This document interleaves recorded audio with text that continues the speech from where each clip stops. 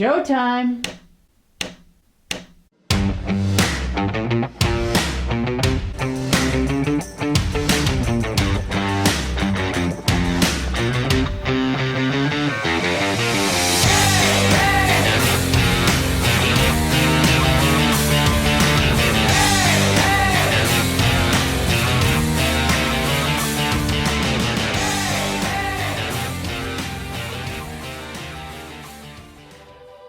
She's an accomplished author who specializes in a genre that's, well, out of this world.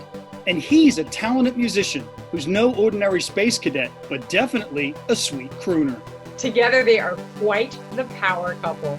Please welcome to the Rosie and Bill Show author Cynthia St. Aubin and lead singer of Sweet Crooner, Ted Levin. Hi. Welcome to the show. Hi, guys. Thank you for having us. We're guys. so excited to be here. Yes, we are. Thank you. You're our first power couple. No kidding. No Beyonce and Jay-Z yet? Not yet. We bumped them when you said you wanted to come on. So, As one does. They got nothing on us. As one does. so Cynthia, we're going to start with you. All right. In the intro, we mentioned that your genre is out of this world, but that's actually truthful because you write light paranormal romance. And Bill actually has a question for you about that. Lay it on me. Late paranormal romance. I know. Huh? I know. So the light is sort of a keyword for funny, wherein there will be, it's sort of like how I usually describe it to people is like Bridget Jones' Diary, but with werewolves. So you have a central romantic comedy and or mystery, but then also a paranormal element. And the light is sort of like code for I try to be funny sometimes. So. That sounds like great fun. I haven't read that genre yet, and I like saying that word genre. I know. It feels very fancy. Highfalutin. But but that sounds like fun. I'm gonna get one of your books. I would not object to that in the least. It's a lot of fun because you get to play with the romance, but then also you get to play with all kinds of different paranormal critters, which opens up all new avenues of hilarity, or so I like to believe. I've read every single one. Almost.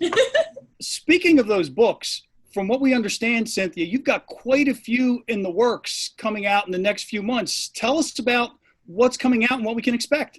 Absolutely. So next out of the hopper is the Witches of Port Townsend series.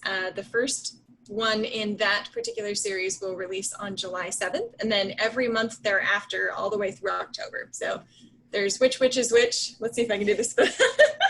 Which Witch is Wicked, Which Witch is Wild, and Which Witch is Willing. I am so impressed with myself right now. I'm just saying. Wow. You. That's what I want to know. So yes, all of those. And then the third book in my Tales from the Alpha Art Gallery series, Love Lies, is coming out in October as well. So I will be a very busy girl this summer. You're going to be doing a lot of promotions and book signings, I think. The book signings, I don't know. I mean, I really did enjoy doing that kind of thing pre-COVID. That was sort of one of my very favorite things is when you get to interact with your readers and meet them face to face and hear their impressions of your work. And sometimes that's equally fun and horrifying depending on what those impressions might be. But I love that. I miss that element. But certainly a lot of interacting with readers. We try to do that on Facebook, have Facebook parties instead, so you still have the element of interaction, but safely. Yeah, for a brief moment, I forgot we were in the midst of so easy to forget. Yes. Yeah, it was a moment of bliss, actually. So you mentioned two of those books you wrote collaboratively. Tell us about that. Yeah, so the Witches of Port Townsend series I write with 3 other authors. One of them is my critique partner, Kerrigan Byrne. She typically writes, or she's most well known for historical romance, Victorian historical romance.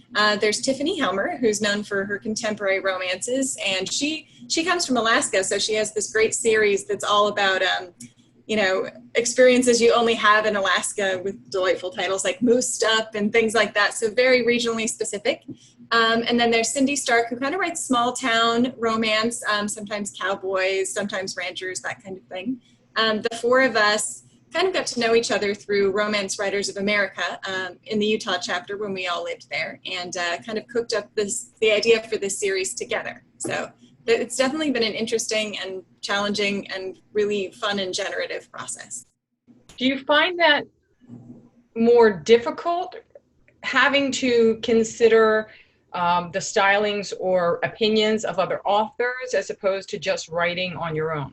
Yeah, I mean, I would say there are challenges and there are definitely benefits as well. So challenges, one of those would be obviously when you have 4 different people with 4 different ideas about what needs to happen in each book, there's sometimes, I wouldn't even call it disagreements, I would call it discussions, plotting discussions about what needs to happen. And one of the ways we kind of got around that is each one of us writes one of the witches. And so we kind of got carte blanche to play with our characters and our characters' love interest however we wanted. And then each of the other authors would get final say on anything we happened to write with the characters that they owned. So that did help kind of create boundaries that way. One of the benefits, I would say, is you get ideas when you have four writers in their own right in a room. You get ideas with the 4 of you that I never would have come up with by myself. There's some sort of magic that happens when you get 4 creative types,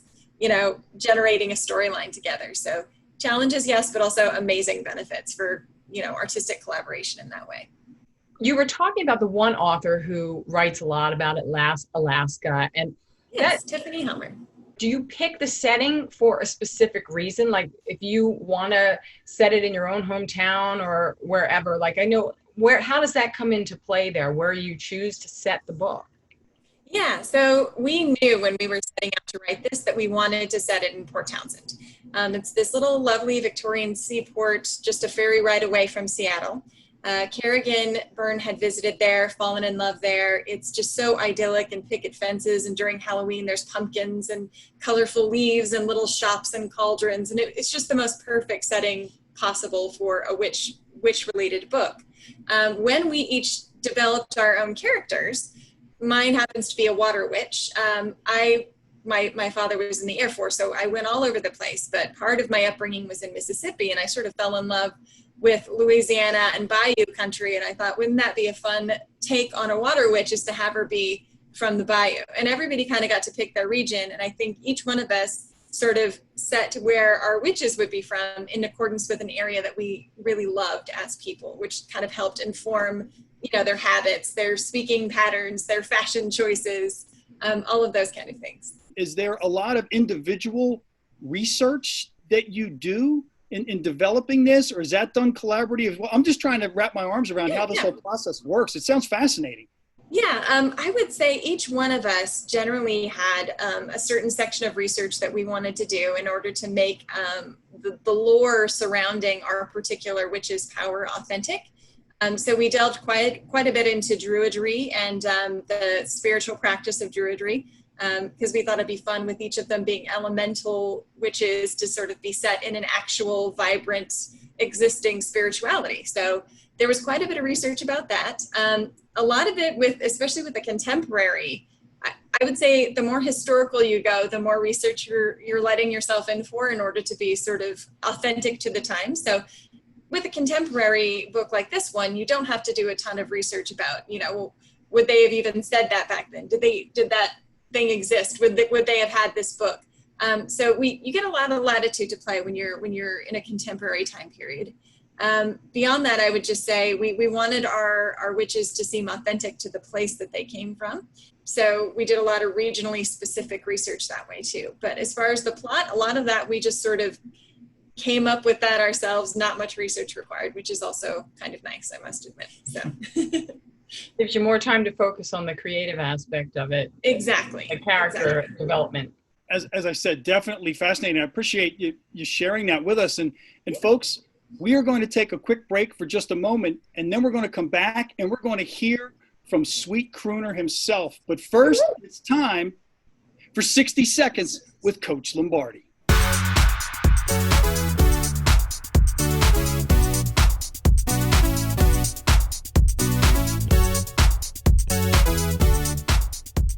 Thanks, Rosie and Bill. Well, many of you have asked me what the secrets are to the workouts I use with my celebrity clients. Well, I'm going to give you one right now. When I need to maximize a client's time and get the most effective result, I utilize a method called Peripheral Heart Action Training, or PHA. This is similar to circuit training workouts, but you'll do them with heavier weights or the normal amount of weight you would use if you were doing a regular weight training workout. It's designed to put your cardiovascular system into high gear by alternating lower body exercises with upper body exercises. Now, this variation forces the heart to move blood up and down the body rapidly, maximizing the cardiovascular benefit. It increases fat burning and increases the body's post-exercise oxygen consumption. So here's an example of a set. Dumbbell squats, dumbbell bench press, machine leg curls, lateral shoulder raises. Now perform the routine 1 to 3 times through depending on your fitness level. Do 10 to 20 reps each exercise, and this, coupled with proper nutrition, will lead to the results like you've seen with many of my clients. Here are a few photos. And if you've forgotten everything I just said, just go to page 135 in Deadline Fitness. I'm Coach Lombardi for the Rosie and Bill Show.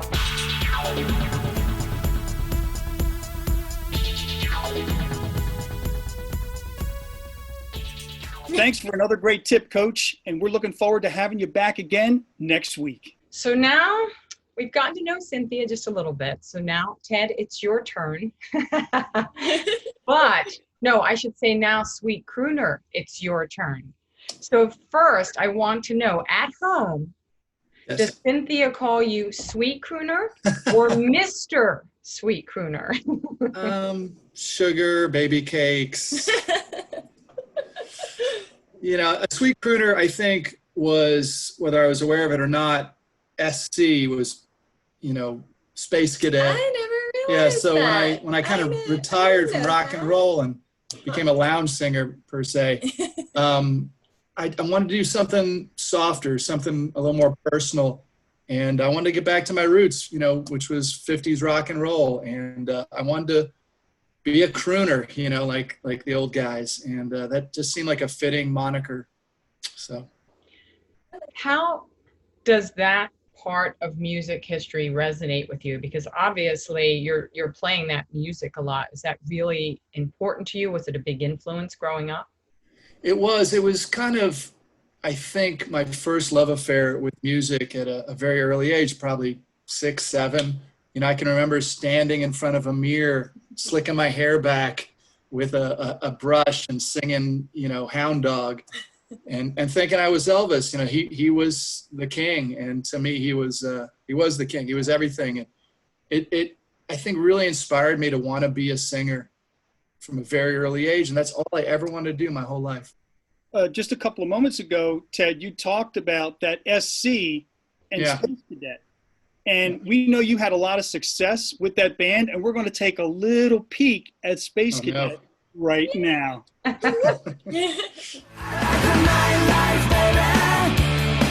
She says, I like the nightlife, baby. She says, let's go. Tease you, she'll amaze you. All the better just to praise you. She's precocious, and she knows just what it takes to make a progress. She's Okay, Ted, now we've had a taste for Space Cadet, and let's say you were rocking, man. So Thank you. you touched on it a little bit, but I'm just curious, that transition from the first SC to the second SC in Right. Sweet Crooner, was there any specific event or situation that caused you, or was it a gradual change? I'm just trying to wrap my arms around that transition. I mean, music is music, but it's a pretty big move. Sure, absolutely. You know, Space Cadet tried for almost a decade to really make it. And, you know, we spent every weekend in a van touring around the dirty South. And it was a lot of fun. And we got a lot closer than a lot of bands ever get. But I think when I turned 4 something, I was ready to move on. I was ready to try something different, and I wanted to step out of that box and into a different box, an older, more vintage box, and pay homage to some of these guys that influenced me growing up. You know, it's like I get on the stage now, and all of a sudden, you know, ladies and gentlemen, I'd like to play this next song for you. And, you know, you become Elvis, you become Johnny Cash. You know, How about Chuck Berry? Does Chuck Berry play a role in it at all? Absolutely. Chuck was my man. You know, he I call him the great granddaddy of rock and roll. And he broke all the barriers down in so many ways. You know, Chuck Berry, Fats Domino, all those guys. What can fans expect to hear when they come to hear Sweet Crooner? All the best of the 50s and early 60s, but in a little bit of a different way, because I really feel it's important for me to put my thumbprint on it and make it my own. So I stay true to the originals for the most part, but you know, I kind of want to do my spin on it and my take on it, and I'll change it and play with the songs and have fun. But you always know that song, you're like, oh, I love this song. So it's always kind of a slam dunk, I think, for venues and places I play, because they're like, wow, this is timeless music that people still love in 2020 just as much as they did, you know, 65 years ago. So. Well, you certainly wear a lot of hats in that band. Yeah, it's a lot of this, you know, it's a lot of moving parts. I play with my hands, I play with my mouth, my feet. So it's a lot of moving parts. A lot of energy too. I try and make it energetic and put on a fun show. And, you know, that's the thing about 50s music. It got people dancing, and it turned people on to rock and roll for the first time ever. And people, you can feel that swing. And I want to recreate that as much as I can. Yeah, I agree, Ted. I mean, to me, there's nothing that can get you going any more than that opening riff to Johnny Be Good. If you can't move to that, you need to have your pulse checked. Mm-hmm. I couldn't agree with you more. Couldn't agree with you more. Inquiring minds want to know, how did you two meet? I mean, Ted, did you spot Cynthia in the audience? It's a pretty good story.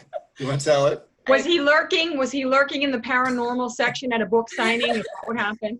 Well, just before we tell you the story, what I always say to Cindy is, where have you been all my life? And her answer is always Waiting. waiting. So we met the old-fashioned way on a dating app called Plenty of Fish, right? And which is funny because it was actually, we're coming on 2 years now. July 4th was the first time he messaged me. I, at the time, was living 3.5 hours away from where he was living.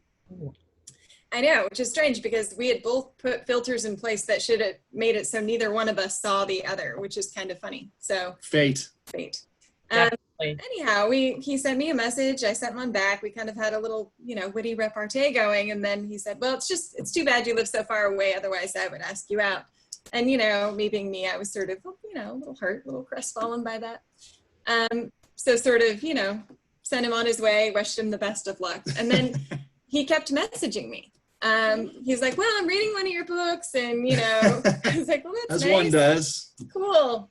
You know, but still sort of like, yeah, we're not dating. Why are you talking? I almost blew it.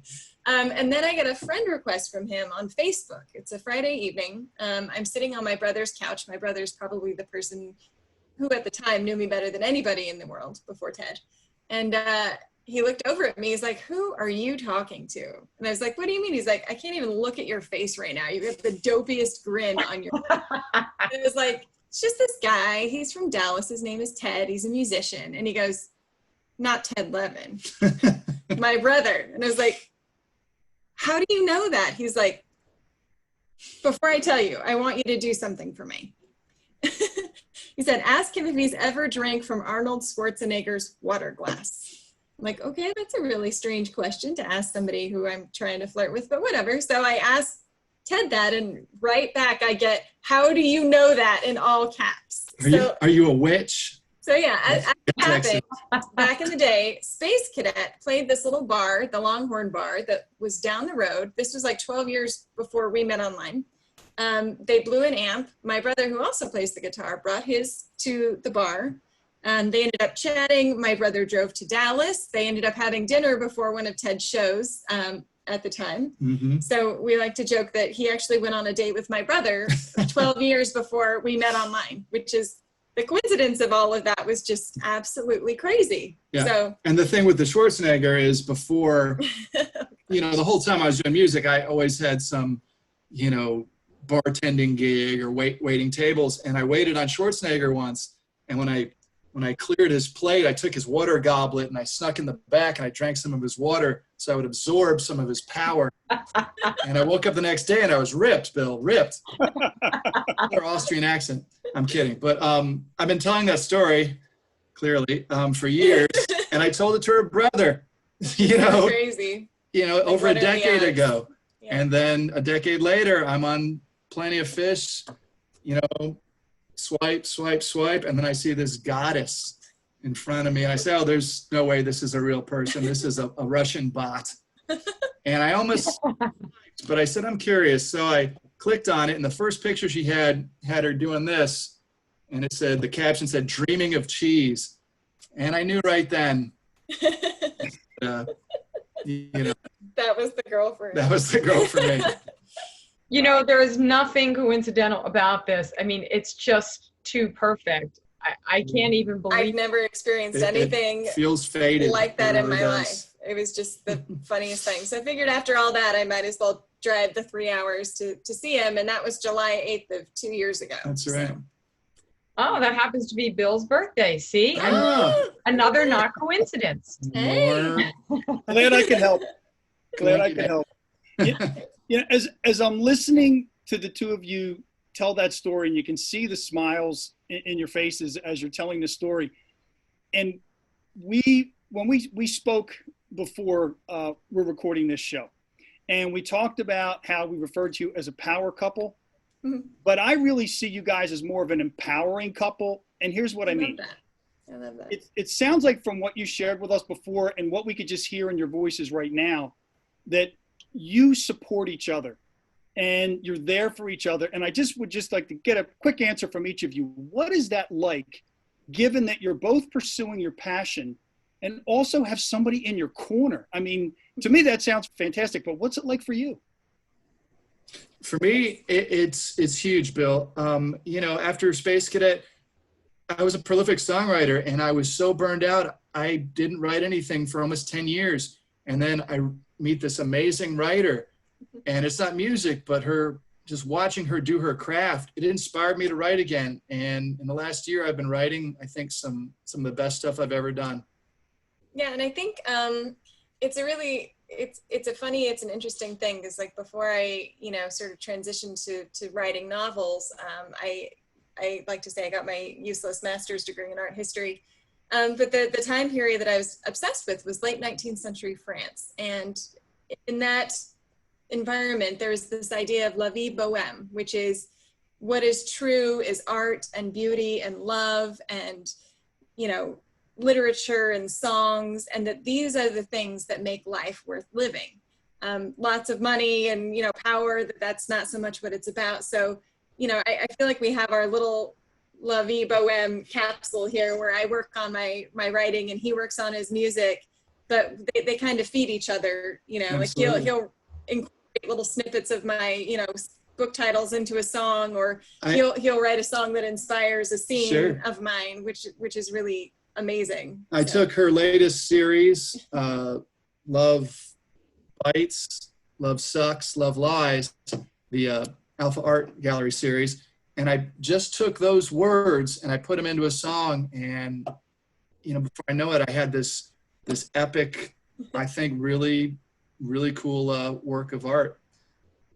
So just having somebody that understands that drive. Pay homage to, pay tribute to her. And yeah, I appreciate Well, I understand, Ted, that prior to Cynthia, you didn't even like to read. Come on, fess up. It's true. College burned me out on reading. I had so much trouble reading after college, and I said to myself, I need to cure that real quick here. So I've just, just torn through her books. I've read 9 novellas. which is crazy. 3 novels. I'm on my 4th novel. I'm very impressed. They're amazing. I love them. And I'm not saying that they're That's love. really Are you going to sing at funny, the wedding but when you guys get hitched? It's possible. I wouldn't mind if that happened, I'm just saying, but it's not something I expect either, so just throwing it out there. I did record the wedding march for her. He so did. That was That's awesome. Well, I'll tell you what we'd like to do is we've got a couple of questions that we'd kind of like to fire at you both real quick. And we're going to call this rapid fire. Okay. So we're going to get a chance to see how much you really know about each other. And you're going to have about 5 seconds to answer each question. And you do not want the buzzer to go off if you take too long. That buzzer it could impact your hearing for life. No, I'm scared. My hands are going to sweat. I need my hearing. Important. Okay. You guys ready? Yeah. Hit us. Bring it on. Okay. I'll wait till you take your sip. You got your sip? You ready to go? Okay, Cindy, first question's for you. What's Ted's favorite band? Oh, sorry. I've never heard of Just kidding. Go ahead. I don't know. Okay, Ted. Who is already? your There's so favorite many. author? Janet Ivanovich. The books are literally right here next to the laptop. Hey, That's not fair. Okay, was that the correct answer? Yes. Okay, all right. It was, wasn't it? She's one of them. Okay, Cindy, you got a 50-50 chance of getting this one right. I'm just going to quit now. Who's a better cook? I am. No Come on, question. Bill. Record time. 100% me. Ted, who asked you for the first date?